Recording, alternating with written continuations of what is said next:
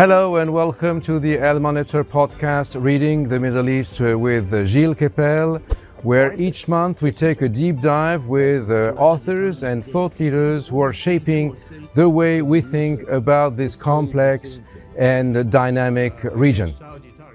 I have the great pleasure and honor to host a very, very special guest, Mr. Orhan Pamuk, recipient of the Nobel Prize for Literature on the occasion of the publication of his latest novel, Veba Geceleri in Turkish, The Nights of the Plague, which just came out in Turkish, in French, and is now out in English. Now, I would like to put Veba Geceleri in perspective with some of your other books, with your more than the 20 books that you have published. Would it be fair to say that while your novels My Name is Red, published in 1998, as well as Istanbul from 2002, or The Museum of Innocence, 2008, carried the nostalgia of a history that might have been, to quote the Goncourt brothers, this last book is far more concerned with the actual present day's issues in Turkey and its neighboring states due to the adverse sequels of the history that was. Okay, I've been asked so many times, both by the Turkish media and press and international press, sir, is so-and-so Kemal Atatürk, or Sami Pasha, is Tayyip Erdogan, is your novel allegorical? And my standard answer is, even if my novel were allegorical and symbolical, would I be telling you that? Then it would be foolish to write the novel. Then I would say that in an interview. Yes, a novelist does so many things simultaneously, and that what lends the art of the novel, its complexity and richness. Yes, there is an allegorical side to my novel, while on the other hand, let's take another plague novel, Albert Camus. He is not realistic about imposition of quarantena. Also, I proudly say that I research, and my novel pays attention to problems of, our problems today are the same. How do we impose quarantena?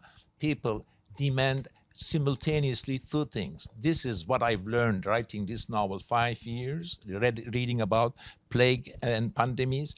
Humanity wants two things simultaneously. They first say, hey, government, you probably bought this pandemic, collaborating with our enemies. Stop it. It's your job to stop it. My sister died. Other people are dying. I'm scared. Stop it, government.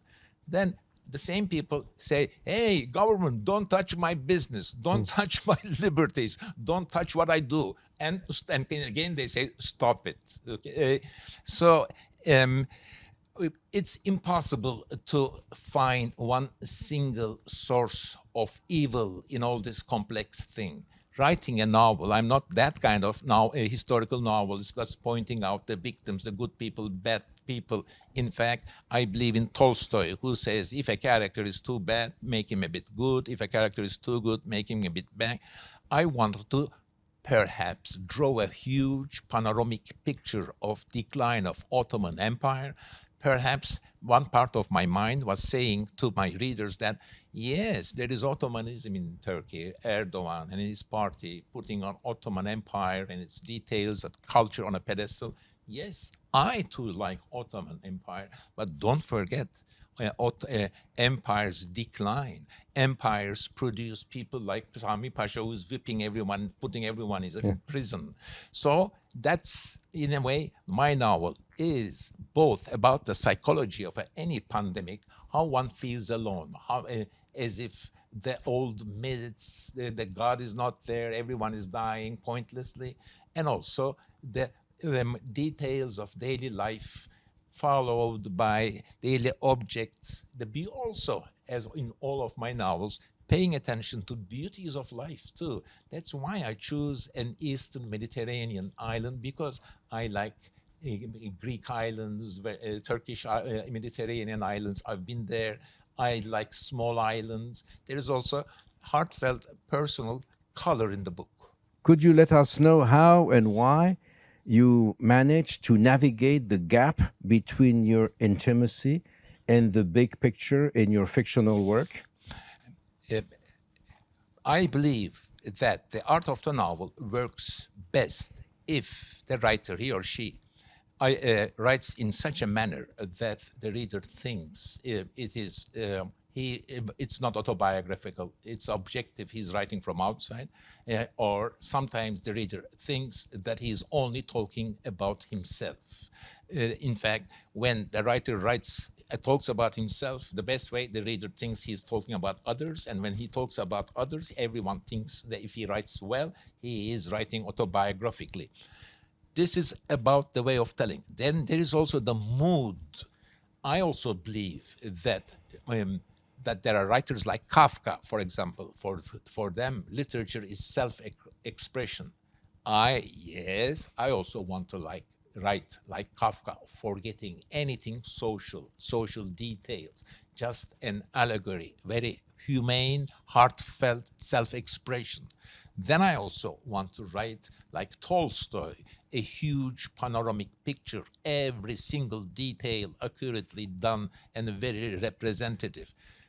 I am this kind of ambitious novelist. There are chapters that I write in the mood of Kafka, more self-expression, and there are chapters or books that I write in the mood of Tolstoy, but using different techniques from Kafka and Tolstoy. Now, my next novel would be the story of an failed Turkish artist, because I consider myself like that. I wanted to be a painter, and this is accepted by my family. That's why I studied like Le Corbusier architecture, both to be a painter and an architect. It didn't work out. But now I want to write my would have been story through the eyes of one single person.